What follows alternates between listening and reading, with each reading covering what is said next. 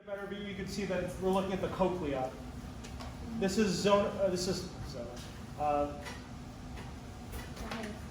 scala. There we go. Scala, tympani, specifically media and tympani. And so here's media, and we're pointing at these cells. What are those cells? Those are hair cells. Hair cells in the cochlea. Question 3. Again, if you flip the pages to get a better view, you can tell that we're looking at the spinal cord. Here's the central canal, dorsal horn, ventral horn. We're pointing at a neuron in the ventral horn. What kind of neuron can you find in the ventral horn? That would be a somatic motor neuron. Ventral horn, somatic motor. Question 4, pointing also at the same thing. We're pointing at cells lining the central canal. Any ventricular or any CSF-filled space is lined by ependymal cells. Ependymal cells. Question 5. Question 5, we're looking at a tissue. This is a lumen space, so here's an outer space. So this is an apical side. And they kind of have these little hair-like things. And we can also see cartilage too. So there's cartilage here. So where can we find both cartilage and a lined space with little hair-like things? This is, and it's not pseudostratified. This is the nose, nasal epithelium. Question 6. Here's a space filled with stuff. This is where the choroid and sclera would be. We're looking at the retina. We see 3 layers of cells.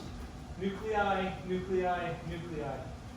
There are more nuclei over here, and it's farther away from the white space. This is the photoreceptors. These are the bipolar cells. These are the ganglion cells. I'm forgetting the question. All right.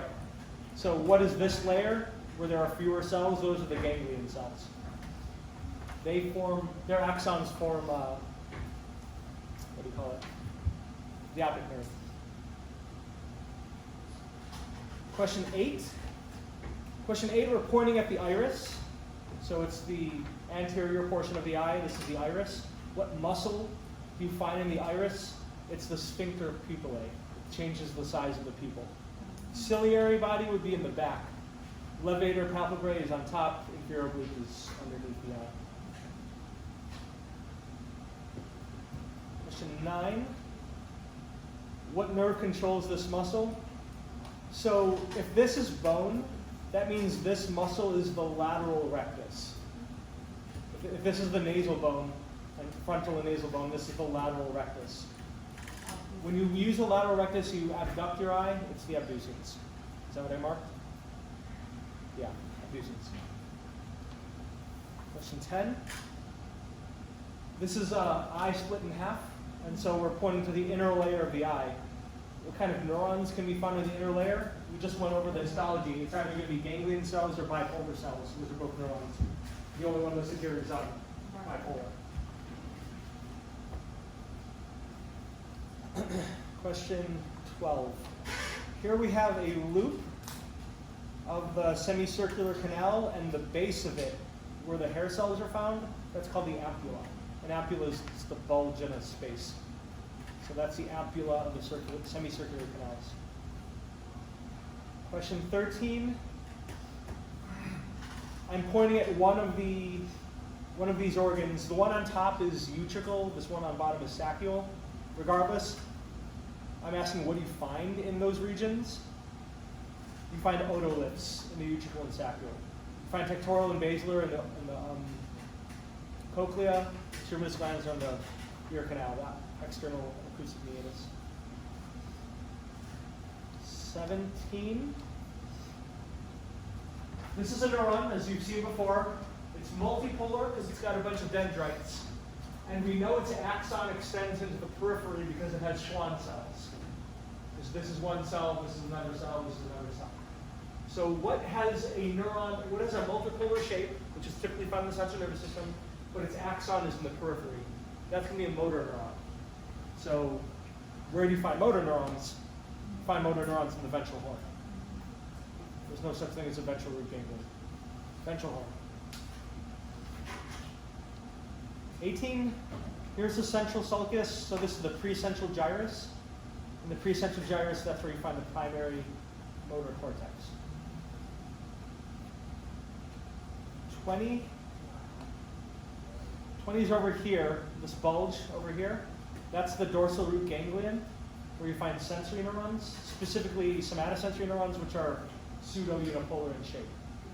Somatosensory neurons are pseudo-unipolar.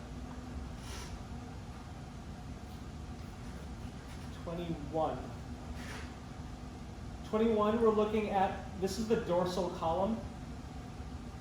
Posterior column, not same thing. Posterior column, and the posterior column is for ascending information, for sensory information. So that'll eventually end up in the somatosensory cortex. Here's its pathway. 24. We're looking at a spaceful model of the ventricles. This hole here is therefore not part of the ventricle, it's going through the ventricle. This is the third ventricle, so what goes through it is the interthalamic adhesion.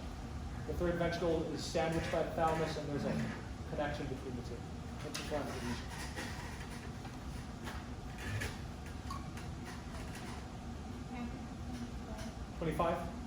25, cerebral aqueduct down to the fourth ventricle. So this is the fourth ventricle. Oh, because in this month I asked, the guy was helping, I asked which is pointing for the aqueduct or the, just I... Well, you can't tell if it's pointing the aqueduct or not the aqueduct. The aqueduct's up here. But it's all through, it's coming from up, and then the second one is the fourth ventricle.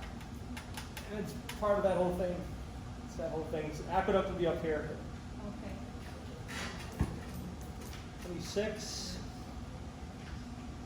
26 is pointing to the round bulge. So the hippocampus is what comes around here with this round thing. That's the amygdala. That's for fear learning. 27 is pointing at this curvature that goes to this round thing. The round thing is the mammillary body. The curvature, the tract, that's the fornix. It's the fornix. 28, this is a frontal section of the brain, coronal section. Squiggly thing on either side, that's the hippocampus. Hippocampus in the frontal section. 30. So these holes on either side, these are the internal acoustic meatus. Internal acoustic meatus. There are two nerves that go through it. Number 7 and 8. 8 is the obvious one, vestibulocochlear, because it goes through the internal acoustic meatus, but also the facial nerve. That's number 7. 7 and 8 both go through it. 31. This bulge here is the pons. So here's the medulla. This little bulge here is an olive, and here's a pyramid. So on the other side, here's a pyramid, and then the nerve is between the pyramid and the olive. That's hypoglossal. That's number 12. 32. This is on the lower side, the inferior portion of the rack of ribs. You can see this large nerve going behind the bone. There's this large nerve going behind the bone. That's the sciatic nerve.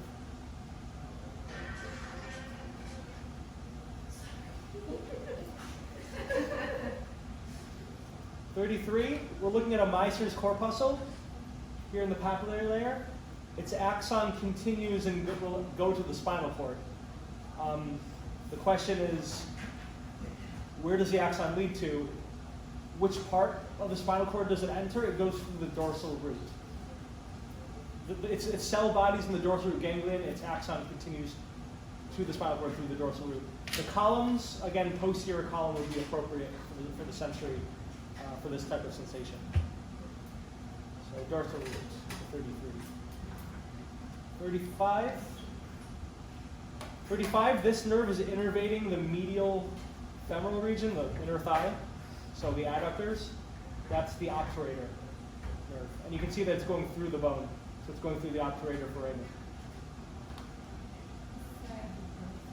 Yeah, sciatic would be this one on the side. Sciatic, obturator, femoral over here. This is femoral. 36. 36 was pointing at the black part. That's the ciliary body. 37 was pointing at the lens through the hard part.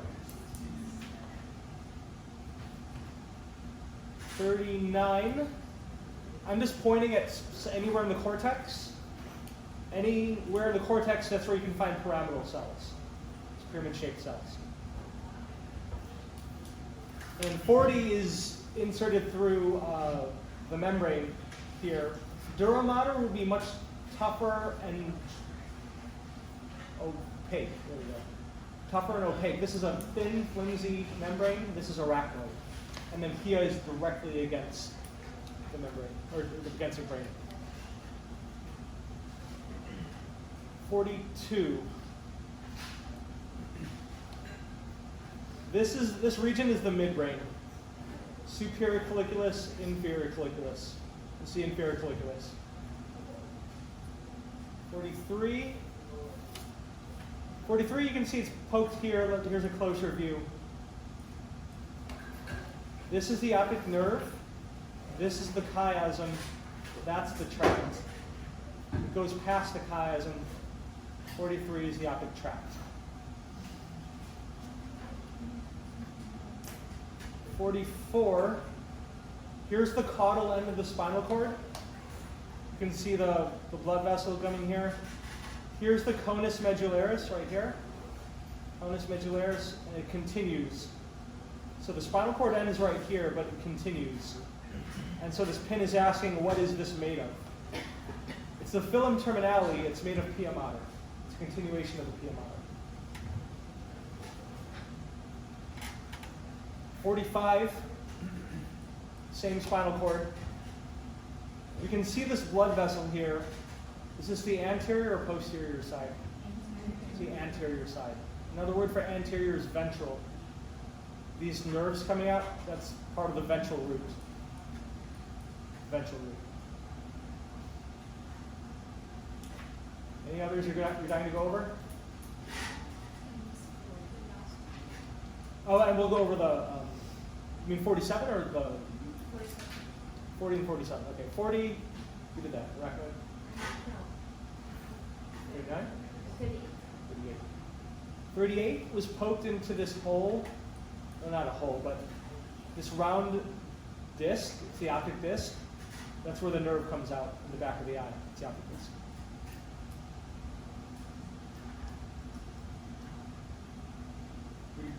It's the optic disc.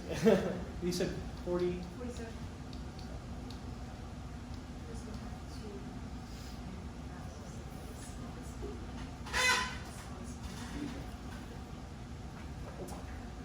47.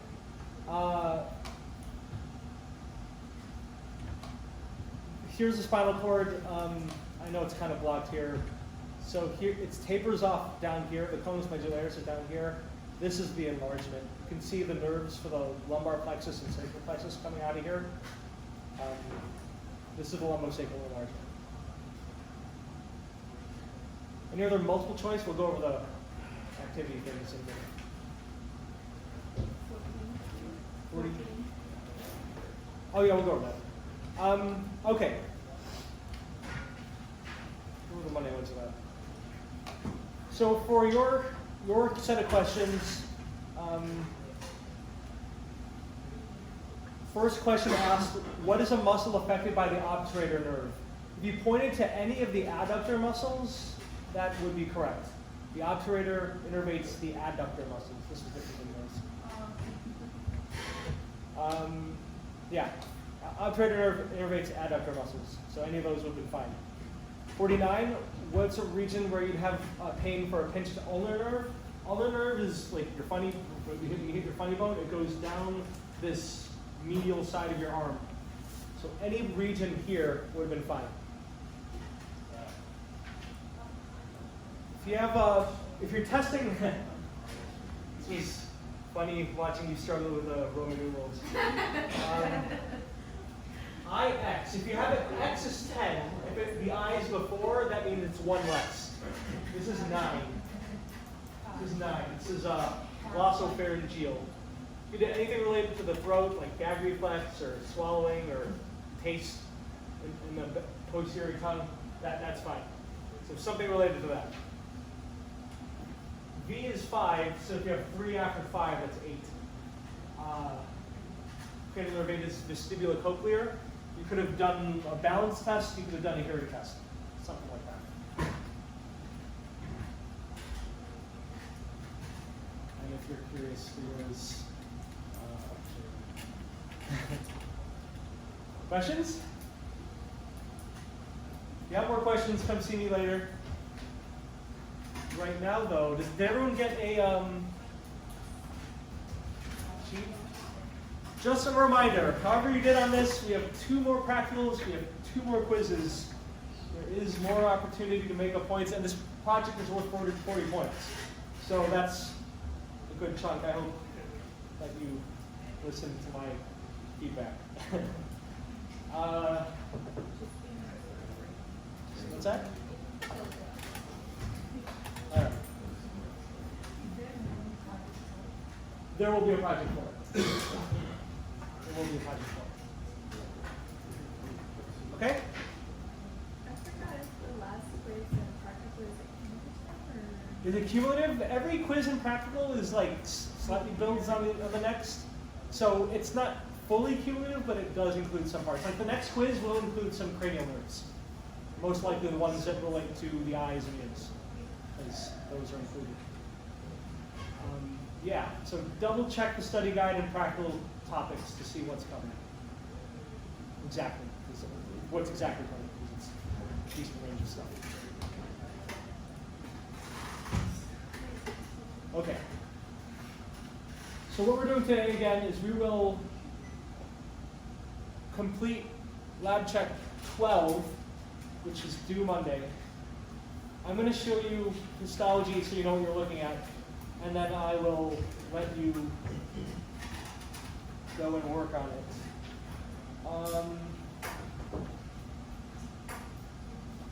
Okay, let's just show you blood in general. Blood cells are really small. Red blood cells especially are really small. I'm at 40x total right now, plus the magnification of this camera, so this is still bigger than what you will see. So when you get your 40x blood into focus, know that it's going to be very, very tiny. It's going to look like little dots. There is stuff there. You can see the blood on here. It's really tiny. So be patient and get it into focus. You can see a lot of purple dots. What are those things? They're leukocytes, white blood cells. Platelets are even smaller, so we have to go higher magnification to see those. At this magnification, the purple dots, those are leukocytes, because the nuclei are stable. So let's go to 100x. Still pretty small, right? You're going to want to do your sketches at 400. So let's go to 400.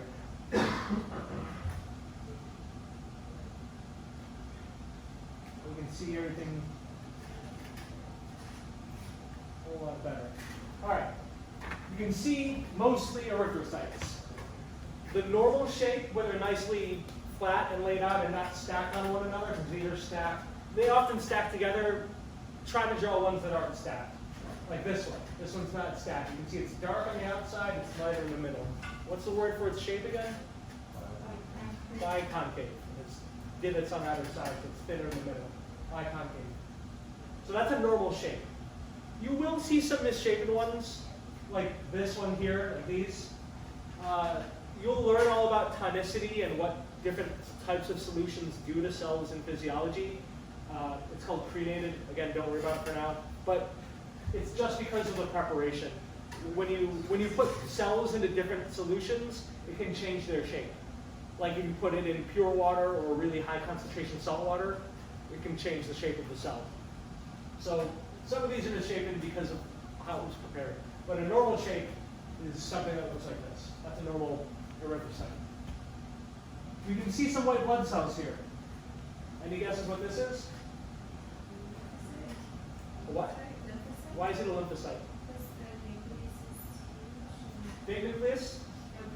No granules. This is a lymphocyte. That's a platelet. So platelet's really tiny. So platelet, lymphocyte. This one kind of looks weird.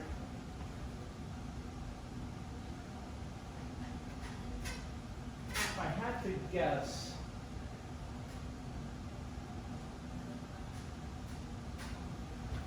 I can see really faint dots here. Can you see that? This one and this one too. The nucleus is taking up a lot of space here, though. It's the most common one. What's the most common leukocyte? Neutrophils. Those are probably neutrophils.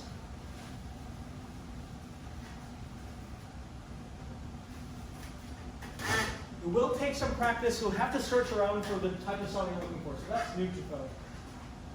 Lymphocyte, that looks like another lymphocyte up there on the top left. Sometimes you'll see weird things like this, and honestly, I don't know what that is. It's probably a destroyed cell, so I can't really tell when it's destroyed. Oh, good, here. That's a lymphocyte. But what's this?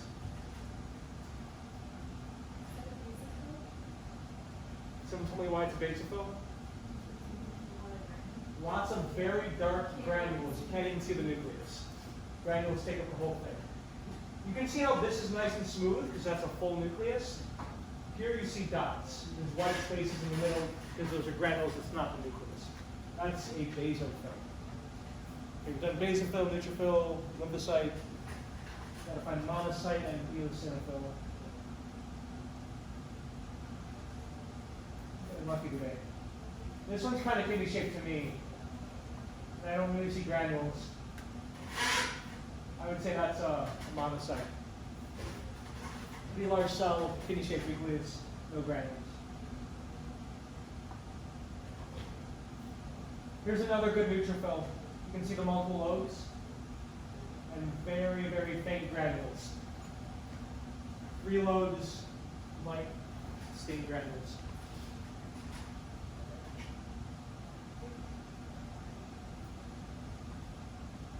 I might cheat and use a slide that has a high amount of eosinophils. This took a long time last time. Yeah, let me cheat. Okay, so this is just a regular blood smear. This slide is labeled eosinophilia.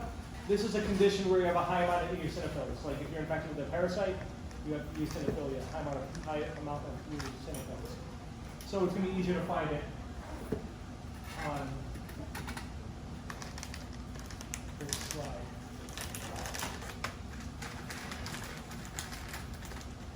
These two are good examples. You can see the nucleus. You can see that it's more than one lobe, it's bilobe. While you can still see the nucleus, you also have fairly dark granules. So the granules aren't masking the nucleus.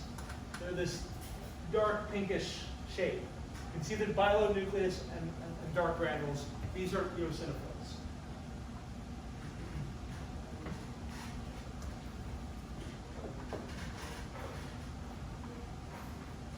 Any questions on the white blood cells? Leukocytes? I'm going to go to 100x. Someone tell me what we're looking at.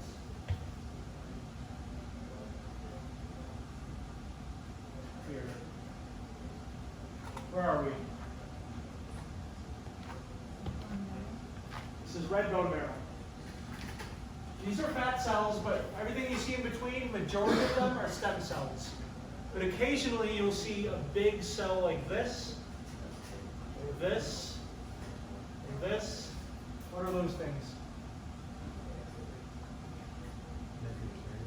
Megakaryocytes, which produce platelets.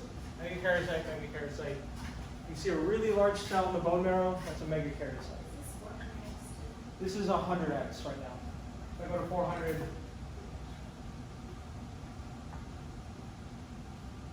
close up, really big cell. See how much larger it's like. Sorry? Can you see platelets? No. You can't see individual platelets here. You have to see it in the bloodstream.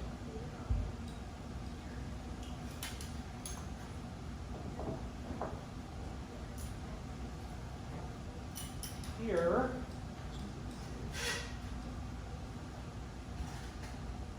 looking at blood again. I'm at 40x right now. Let's go to 100. Nice.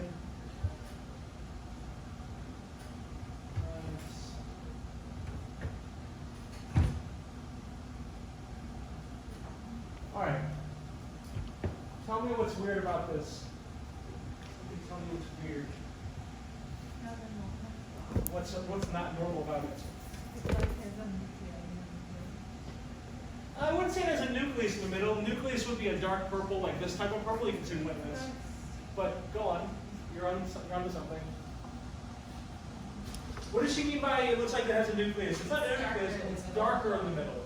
Remember, it should be lighter? They're darker in the middle. What does that imply about the cell shape? Not concave. So if it's dark in the middle, we know it's misshapen.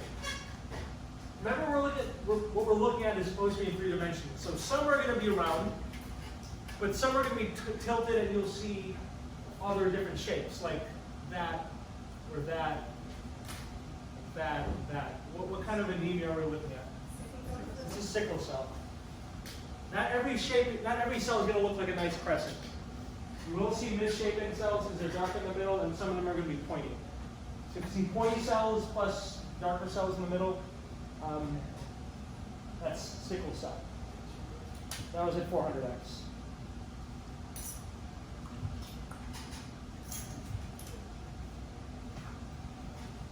Here's another type.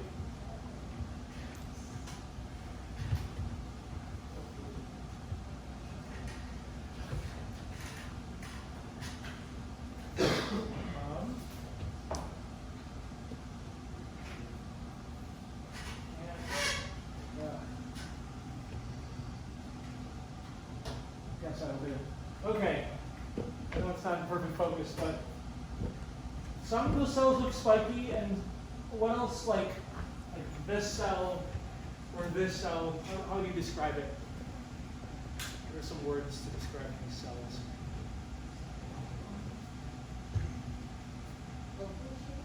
Oval-shaped, small, really light in color. What do we call cells that are really light in color and small?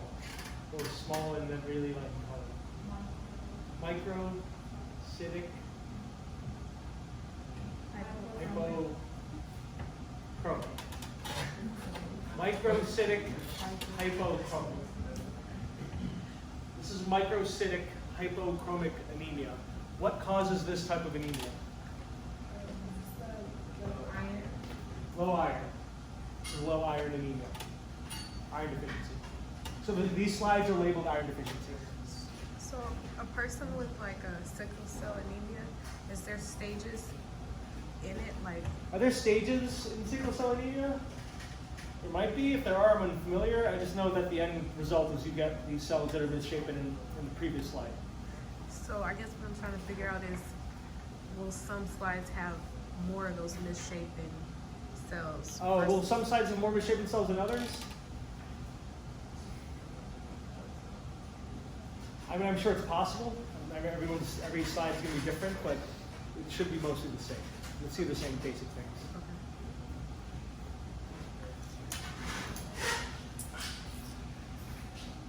This one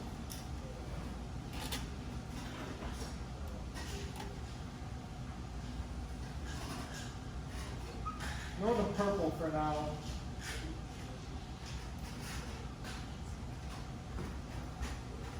These cells, this one, I mean all of them, but those are the best examples. Are they big or small relative to normal? They're bigger than normal, with still a big white space. So they're large and pale, they're macrocytic hypochromic. What causes this?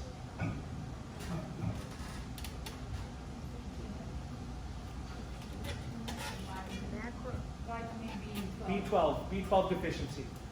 Vitamin B12 deficiency. This is the only slide we have of this. So those of you who need this, come up here and please be careful. This is the only one. This is at 400x. Yeah, for all the blood ones, you'll want to go to 400x. Except the bone marrow, that's going to be done. Slightly lower. Cool. All right, again, this is the only one we have of macrocytic, so please be careful with it. You can borrow it up here. The rest of them should be back there. If there's something missing, come see me up here. Let's work on that for the next hour or so. Oh, which one? Oh, if you have a leukemia slide, it's going to look kind of normal, but more of it. Like you'll have, like if you have what type of leukemia? If you have monocytic leukemia, then you have lots of monocytes. If you have lymphocytic leukemia, you'll have lots of lymphocytes. And they might be a little irregularly shaped. So I'll let you look at that. Are they labeled? They are labeled as leukemia. Like this one's labeled monocytic leukemia. Okay. Sheets are over here for sketches. You need colored pencils. They should be in the corner there to know if they are our own cells or if they are foreign cells. They're like little markers that they're like ID tags. If they match, they're cool. If they don't match, our immune system will attack it. We obviously don't want blood in our system that isn't ours. So our immune system would attack blood that isn't ours. There are 3 different glycoproteins that can be found in our red blood cells. There's one that's called the A, there's one that's called the B, and there's one called RH or D. So those are the 3 that you can have.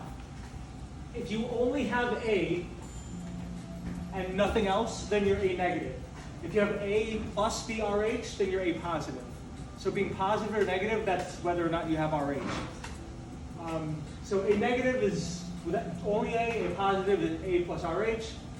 If you're B negative, you're only B. If you're B positive, you have B and RH. If you're AB, that means you have both A and B. And then with RH or without RH. If you're O, the O is really 0 and nothing. If you have O, you don't have A or B, but you can still be O positive. That means you only have RH.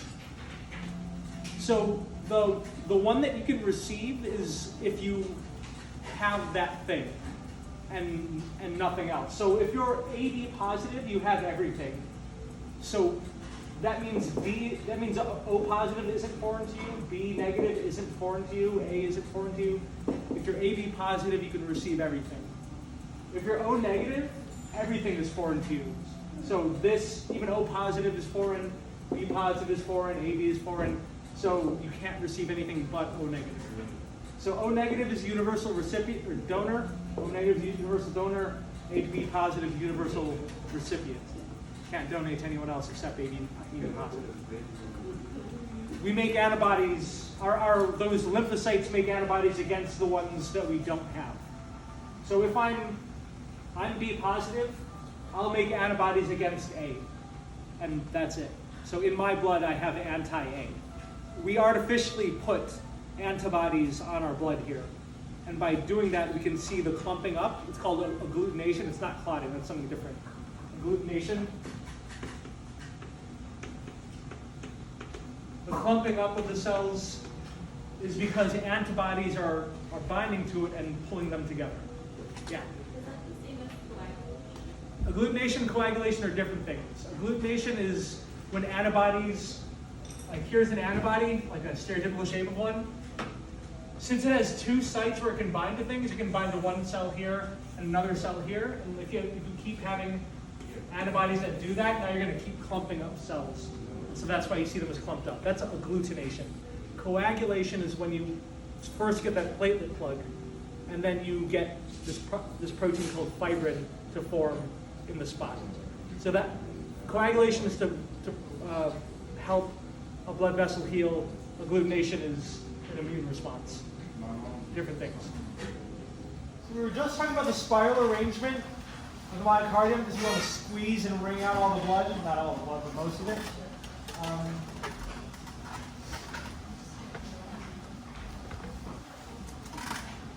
Even this model of the heart shows that.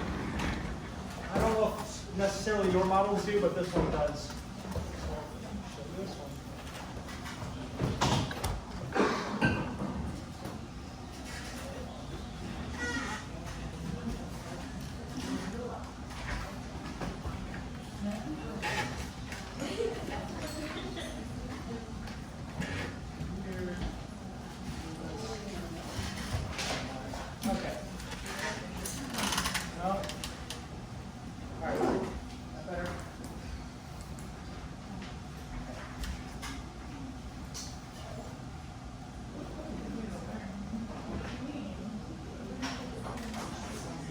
Never get the brightness right on this. All right, well, you can see how the fibers, the muscle fibers, are all spiraled. Even like if you cut towards the inside, you can see how spiraled it is. From the apex to the base. The base is where the blood vessels are from. Can you shut the things? No.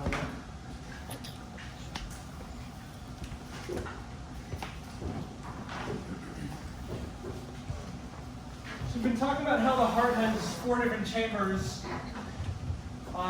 which you can obviously see better from the inside, which we're going to do in a minute. But from the outside, you can still see a bunch of important things that help you determine where everything is on the outside and inside of the heart. So if you're looking from an anterior view,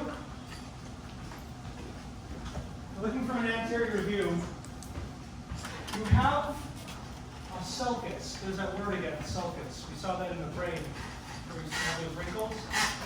There's a sulcus. What's separating the atria from the ventricles? So this is surface.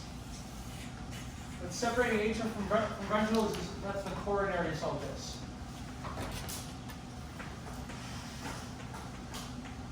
We'll get to the blood vessels later. We'll get to the blood vessels later, but there are blood vessels that lie in the sulcus. We'll also find fat there, fat accumulating in those parts. The coronary sulcus separates atria from ventricle. What separates left from right ventricle on either side, so on both the anterior side, and if I drew posterior view,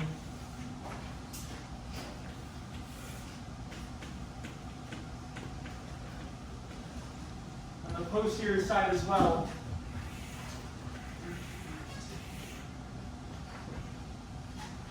since it's separating the ventricles, the word for it is interventricular. On the anterior side, this is the anterior interventricular sulcus. On the posterior side, that's the posterior interventricular sulcus. So again, you have coronary going around the whole thing. So coronary sulcus is also here. On the anterior side, you have the anterior interventricular sulcus.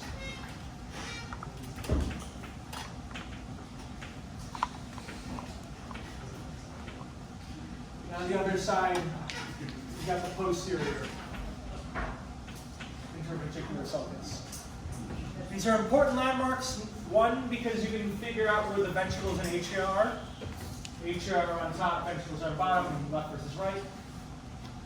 2, these are important locations of blood vessels. We will go over the blood vessels later. But these are important locations of blood vessels in the south side of the heart.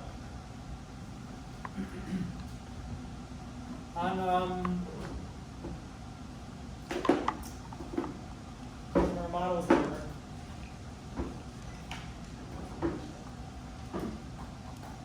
So this is the anterior side of the heart. Anterior view of the heart. And you can see major blood vessels going down towards the apex. This is the anterior interventricular sulcus coming through here.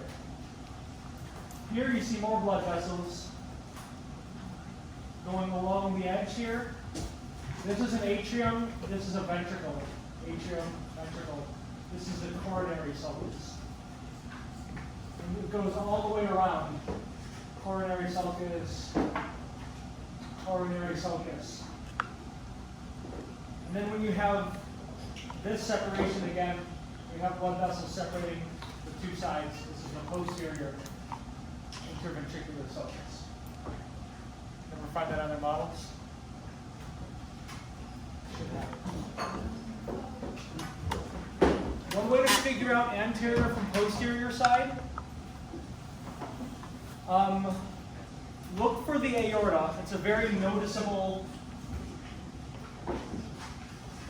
right here in red, this is the aorta. When you look at the heart, you're not going to be able to see red or blue, so don't rely solely on that. The aorta comes up and curves to the person's left. So this curves up and to the left. See that? Up and to the left.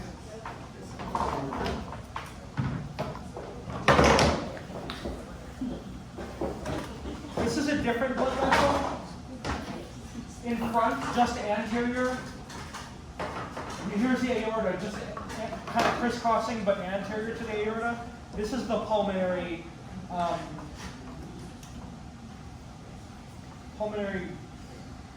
the vein, pulmonary trunk. Yeah, it's pulmonary trunk.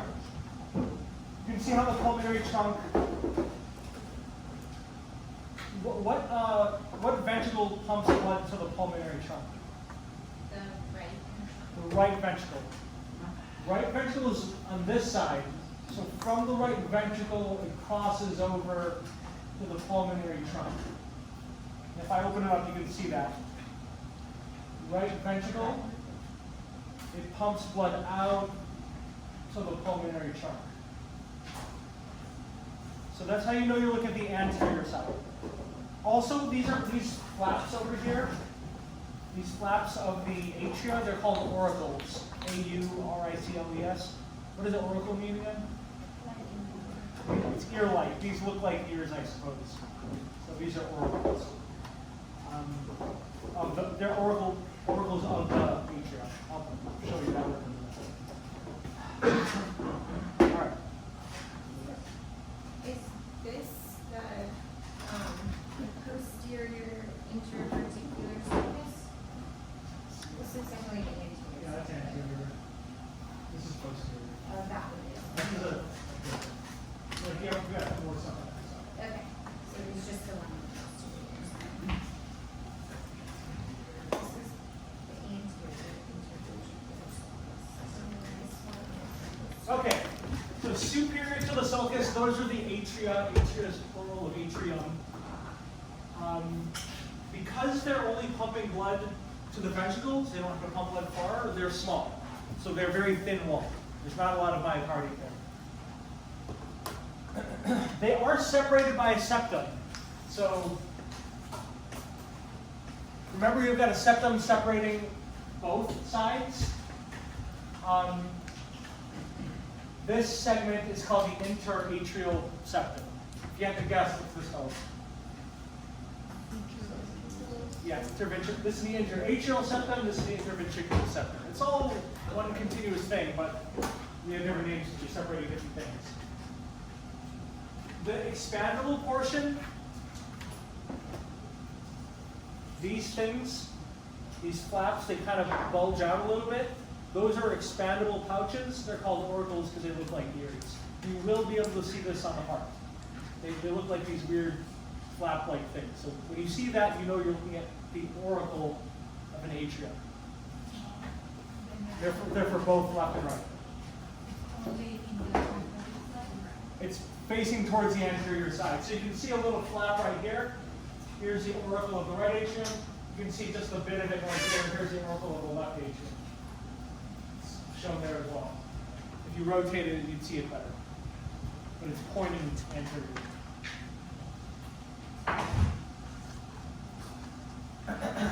Ventricles are much thicker. Left ventricle is 3 times thicker than the right.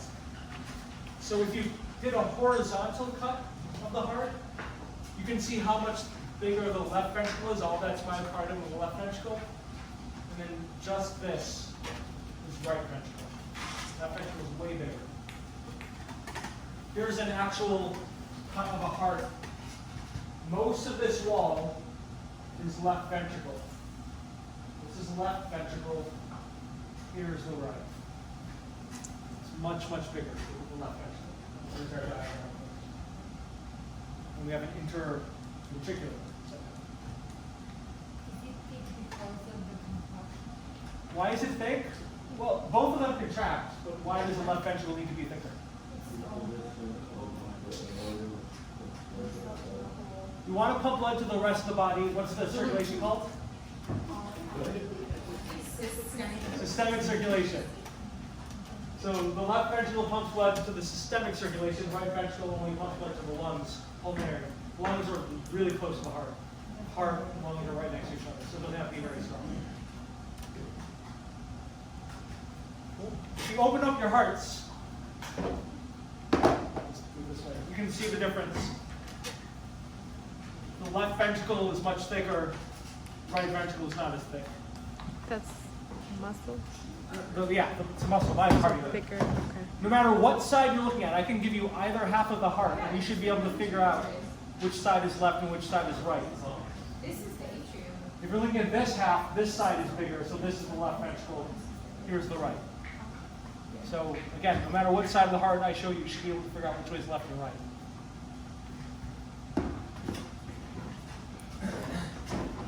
We don't want backflow of blood. We want blood to flow continuously in one direction. It's more efficient, there's no mixing of blood, and we want to make sure that blood reaches its destination and doesn't get stopped. Backwards. So to prevent backflow of blood, we have valves. Valves help prevent backflow of blood. And so there's 4 different valves in the heart. There's 4 different valves.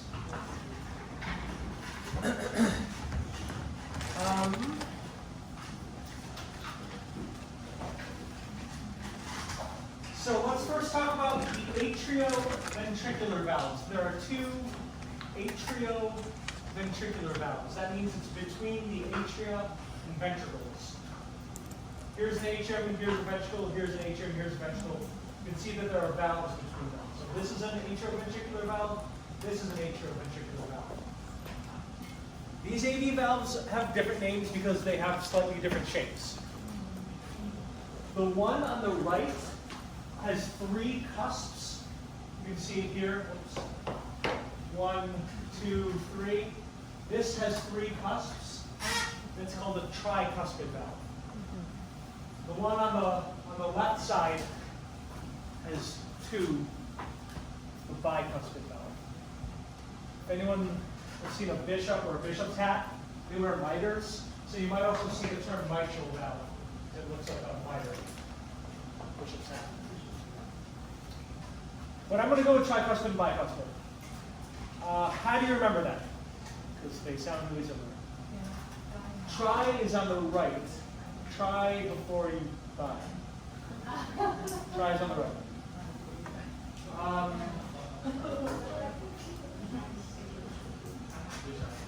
Tricuspid is on the right side, bicuspid is on the left.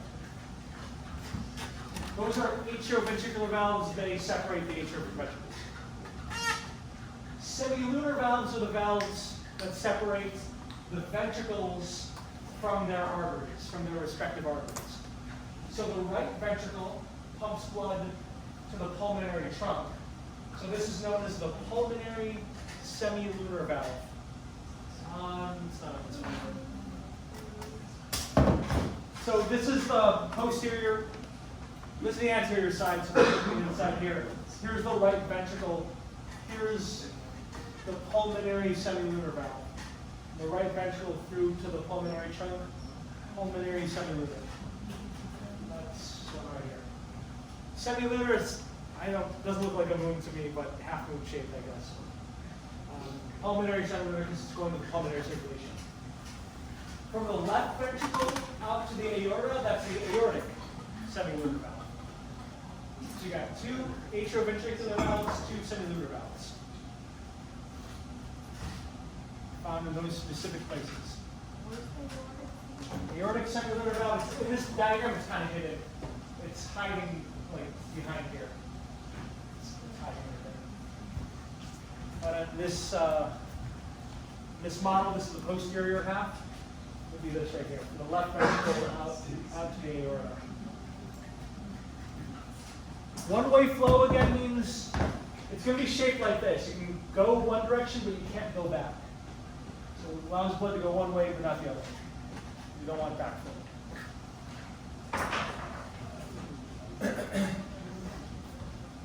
Here are words that you may have heard of before, but maybe you didn't know what they mean. Like if you take blood pressure, what are the two numbers called? Systolic over diastolic. The word systole. The word systole means the contraction phase. Systole means contraction phase.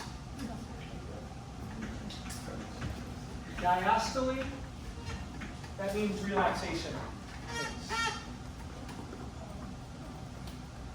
When our heart beats, it goes atrial contraction, then ventricular contraction. So both right and left atria pump at the same time, then both left and right ventricles pump at the same time. Atria, ventricles, atria, ventricles. They need to take turns. You don't want them to do it at the same time, that would cause blood to go everywhere, or heart to burst or something. So they switch off. During ventricular systole, so when the ventricles are contracting, that means, where is blood going? If these are our ventricles, where does blood go? The ventricles contract. From the right ventricle, it goes to the pulmonary trunk, or out the aorta to the rest of the body. Right. So blood is leaving the body. Which valves need to open up? The semilunar valves. So during ventricular systole, semilunar valves are open up. So if you look at a top-down view, a superior view, semilunar valves are open. You want the AV valves to be closed. You don't want it to go backwards, back to the atria that it came from. So again, when the ventricles contract, the semilunar valves are open, the AV valves are closed. To help reinforce, there's a lot of pressure here, right? If you have the ventricles squeezing, blood will want to go back this way, but we don't want it to go back. So to help strengthen these valves, prevent them from inverting, you have these cords, these tendinous cords, holding the valves in place. On some of your models are actually they're shown as string. On mine, it's shown as hard plastic. What are the valves made of? I should know this.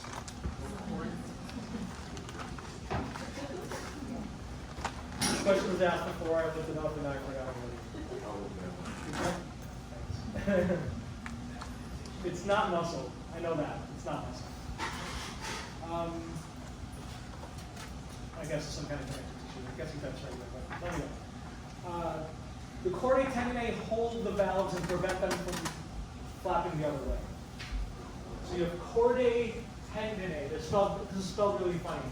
Because it's a plural word, chordae, like many chords, tendineae, it's E-A-E. Spelled really weird. Chordae tendineae. Those are these things that prevent the valves from inverting. To further help hold those cords in place, the cords need to attach to something. They're attached to special muscles. And the muscles, when you look on the inside, you can see that the muscle that it's attached to is nice and bumpy. It's a nice big mound. Remember this word, capillary? So it's a bumpy muscle, capillary muscle. It's a big mound on either side. So capillary muscles hold the chordae tendineae in place. And the chordae tendineae prevents the AV valves from inverting.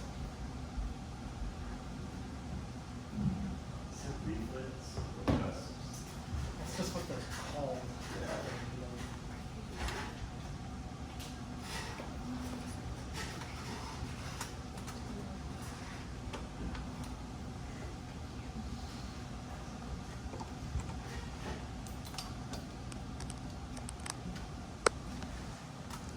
Look up cardiac skeleton.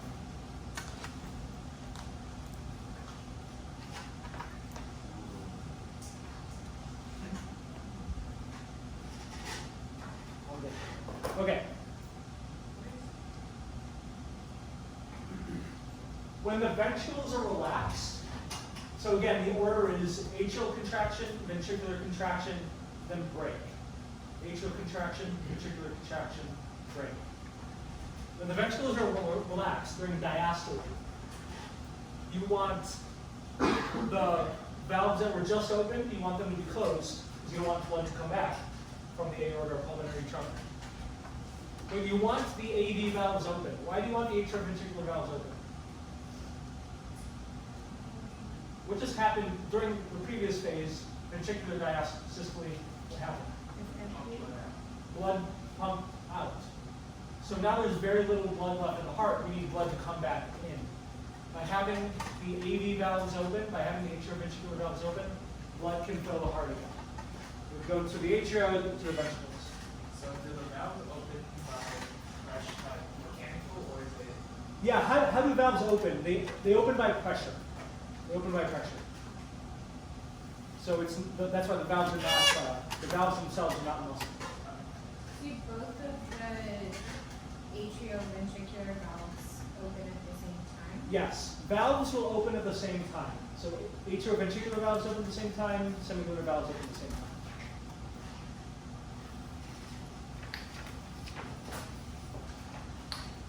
So that means you want your chordae tendinate to be loose and the papillary muscles to be relaxed during this period, during the ventricular diastole. Which makes sense because if the ventricle is relaxed, that means the muscles that are there are relaxed, which relaxes the chordae tendinate. Yes? When you're measuring blood pressure, is it the ventricles that are contracting that's the systole, or is it the? Yeah, so when you're measuring blood pressure, what are you doing exactly? You can't directly measure blood pressure in the heart. It would be really difficult to. But you can get a proxy of that by getting your arm, the artery of your arm. You're measuring the pressure waves that it goes through your artery. So it's not exactly the pressure of your heart, but it's, you know, a good enough estimation. When your ventricles contract, you're getting that systolic pressure, about a large number on top. When your heart relaxes, what do you think the pressure is in your heart? You're close to zero. But when it's in your blood vessels, since there's a limited amount of space in the blood vessel, it'll still be at some value above zero. That's your diastolic pressure when your heart is relaxed, but there's still pressure in your artery. And that's what you're measuring. And I can go over later how you actually, what it is you're measuring later, but I'd be old school way. Stethoscope and a sphygmomanometer. Okay. Take a moment.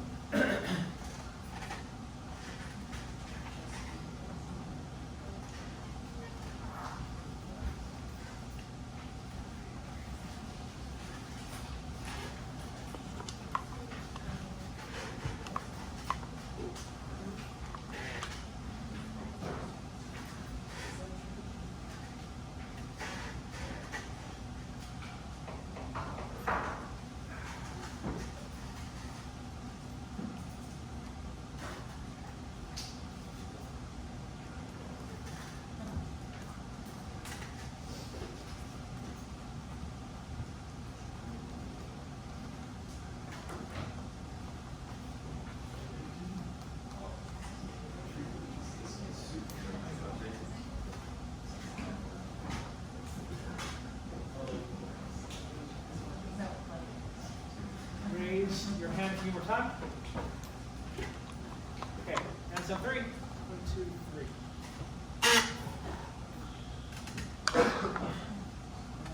Three, say letter. 1, 2, 3. B. The bicuspid is on the left side. Bicuspid is here. So normally it should close, and when you pump blood out, it should go backwards. But if it goes backwards, it's going back to the left atrium. From left ventricle to the left atrium. It shouldn't flow out. Okay. So we've talked generally about atria, we've talked generally about ventricles. Let's look more specifically about the different atria and ventricles. Starting with the right atrium.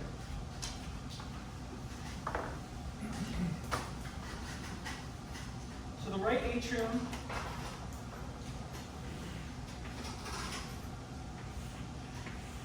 atrium receives blood from 3 different places. We've mentioned 2 of them already, and they're shown here. Here's the superior vena cava from the veins coming from the head and arms, upper body. Here's blood draining from the lower half of the body, inferior vena cava. You can see blood flowing in here.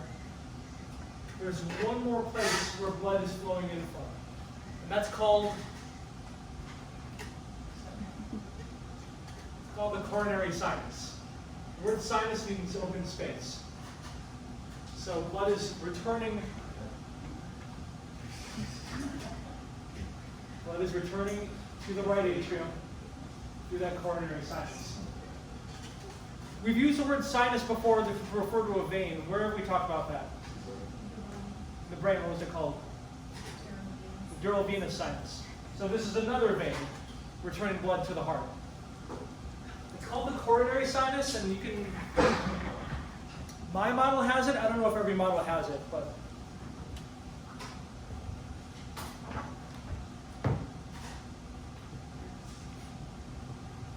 so here is the right atrium. If you look inside, there's this hole. This hole is the coronary sinus. Not this shallow round thing. That's something else. We'll get to that later. But the actual hole in my model, that's the coronary sinus. All these blood vessels on the outside of the heart, they're to deliver blood to the heart, like to the cells of the heart. When blood drains from the heart, you have this blood vessel here, and the blood drains back to the right ventricle. So this is to drain blood of the coronary circulation. The coronary sinus is draining blood of the coronary circulation, blood that is going to the heart.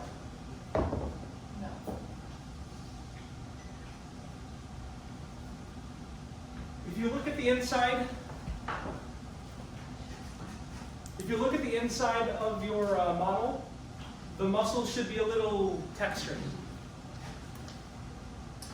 Muscles should appear textured on the inside. The word for cone-like is pect. The root word for cone-like is pect. Like your pectoralis is kind of ridgy, I guess. So these muscles are also have ridges, have cone-like ridges. These are called pectinate muscles. They're found in your atrium. Pectinate muscles. By being cone-like, by being wavy, they can expand without an increase in pressure, kind of like an accordion. You can expand without an increase in pressure. We've talked about this with our stomach too. What were they called in our stomach? Rugi. So our stomach can expand. This is a similar idea. We have pectinate muscles that can expand and then also contract and push it out. We're getting oxygen-poor blood. There's low levels of oxygen in this blood coming from the rest of the body, from the heart, from the upper body and lower body. Yes? And the outlets, they are deep between the pectin muscles. When someone has a big heart, if someone has an enlarged heart, Like the outlets in the sport. oh, athletes who do lots of sports. If you have an enlarged heart, whether it's because you're an athlete or because of a medical condition, all these areas will get larger. All the areas will get larger. So, again, from the inferior vena cava, superior vena cava, and coronary sinus, you got blood coming in. I pointed out one interesting feature on the inside of the wall here. If you look at the wall of the interatrial septum, there should be this shallow circle. Shallow circular region. In adults, this is known as the fossa ovalis. Remember, what does fossa mean? It's not an opening. Depression. It's a depression.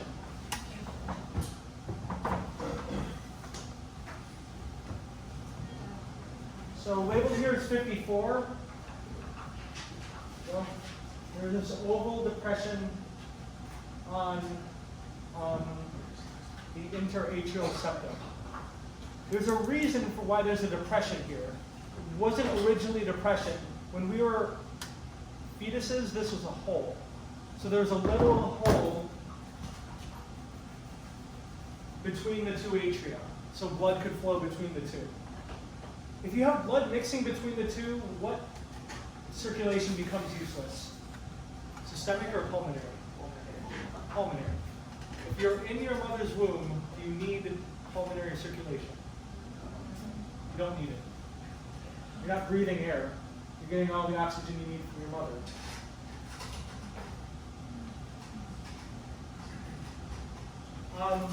So as adults, we have a fossa ovalis. But as fetuses, there is a hole. So as fetuses, it's called a foramen ovale. Foramen ovale, because it's an oval-shaped hole versus an oval-shaped compression.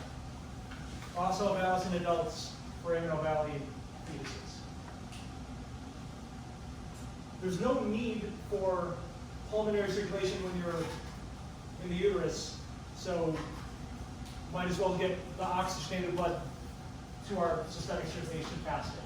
Just bypass it and then go to systemic circulation. So that's one adaptation we have as fetuses. Another adaptation.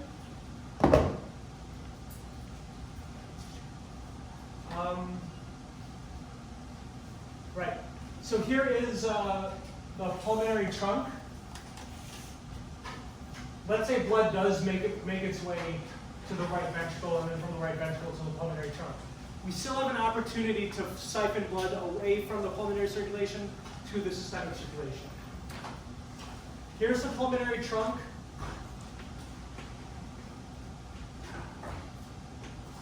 Here's the aorta.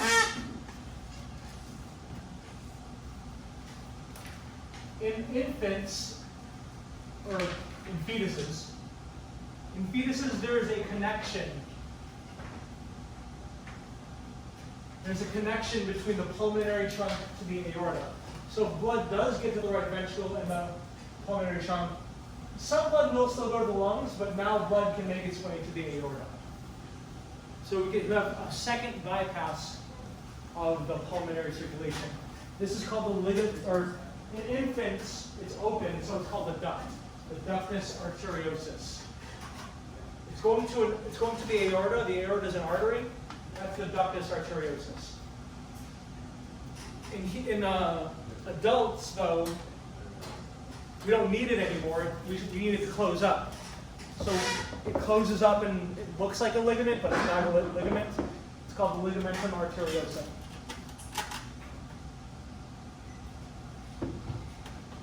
Not every model has this. Mine does. So,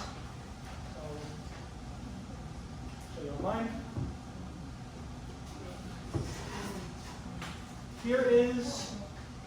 Here's the right ventricle down here. Here's the pulmonary trunk coming up.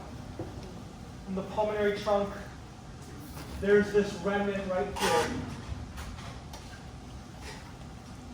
This remnant right here, that's the ligamentum arteriosum. It used to be a duct going from the pulmonary trunk to the aorta, a way to bypass pulmonary circulation. When does it close up? Soon after birth. Closes up. Both of these things close up soon after birth, like within hours. It should close up. Sometimes it doesn't always close up, which might require surgery, which is why some people have. Oh, after birth. Yeah. Because if that hole doesn't close up fully, then you get backflow, and that's not good. Is it gonna make like sound on the car? Would it make sound? If it doesn't close up all the way, you could hear a whooshing sound. So that's one thing that doctors check for. When the baby's born. Yeah. Oh. How does it close up? How does it close up? Pressure. Pressure pushes flaps together, and then it just heals. Closes up with connective tissue and cells. Right. So we have it. We don't have a duct. We have a ligamentum arteriosum. So as fetuses, it's open. It's a ductus arteriosus. Adults, it closes up. Ligamentum arteriosum. Same thing with the fossa ovalis and foramen ovale.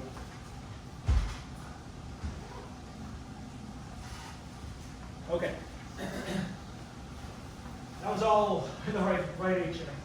From the right atrium, we're getting to the right ventricle. So we're going through the tricuspid. I've mentioned this already. Tricuspid has coronary tendinae secured by papillary muscles. So we've gone over that already. That makes sense, I hope. From the tricuspid, through the tricuspid valve to the right ventricle, and now we're here at the right ventricle. We saw pectinate muscles. We saw pectinate muscles in the right atrium. In the right ventricle, there are even larger ridges.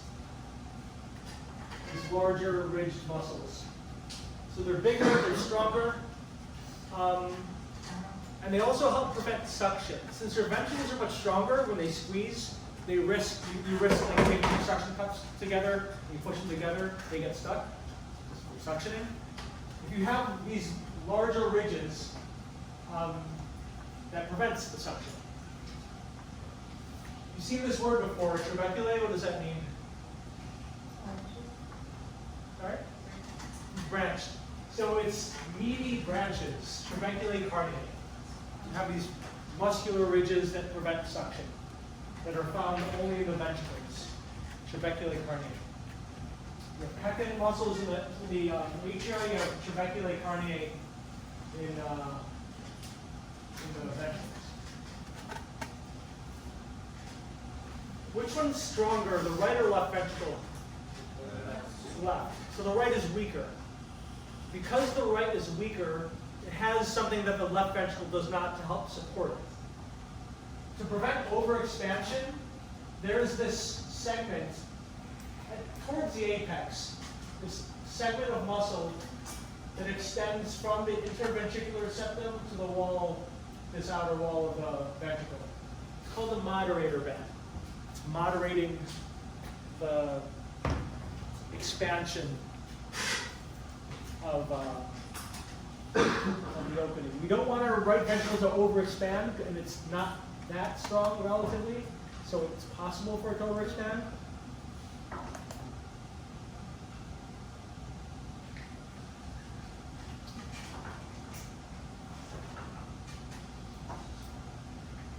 This is the closest thing I can find. I don't know if someone has a better model that shows it. But you want to look at the right ventricle towards the apex.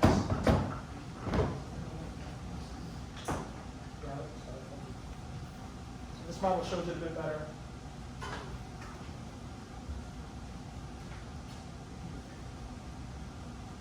Right here, this little segment, that's the moderator band. You only find it in the right ventricle, nowhere else. Just the right ventricle.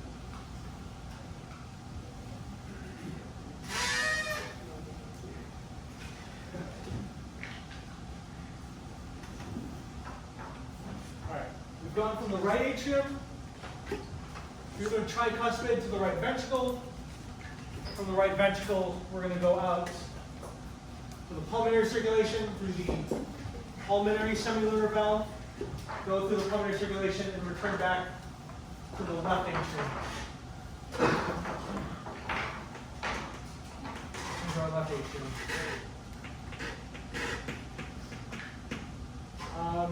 Left atrium also has pectinate muscles, but it's only found in the auricle. So that flappy part on top, which is, you can't see here. And then from the left atrium, we pump blood through the bicuspid valve. Bicuspid is on the left side. At this point, we're getting oxygen-rich blood. There are 4 pulmonary veins, and let me just show you one of these models. Every model should have this. When you look on, looking at the back of the heart, there's a posterior view. You can see the posterior ventricular sulcus. You see these 2 holes here, and these 2 over here. So there are 4 pulmonary veins returning blood to the left atrium.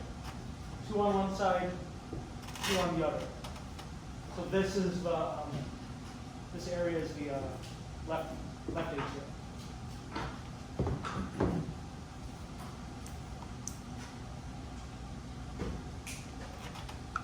Okay, so from the left atrium, You go down to the left ventricle.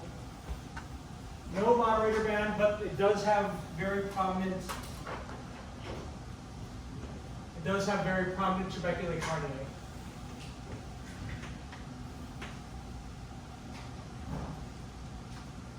And you have the chordae tendineae attached to capillary muscles lining the ventricle.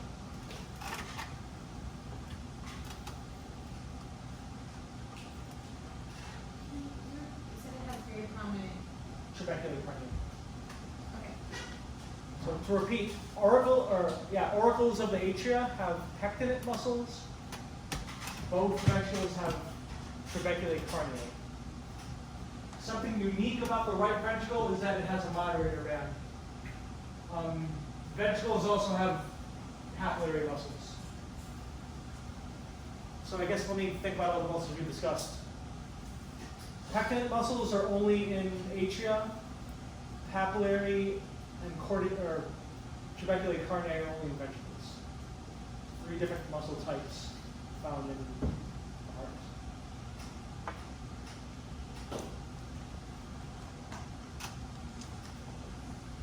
So we did this earlier. Let's do it one more time. Let's do it together.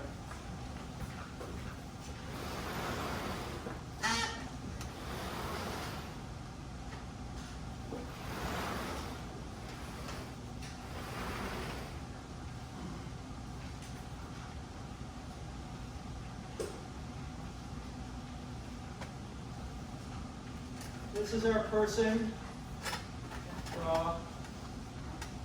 I think about half of you did it accurately, half did not. But that's okay. Here's the heart.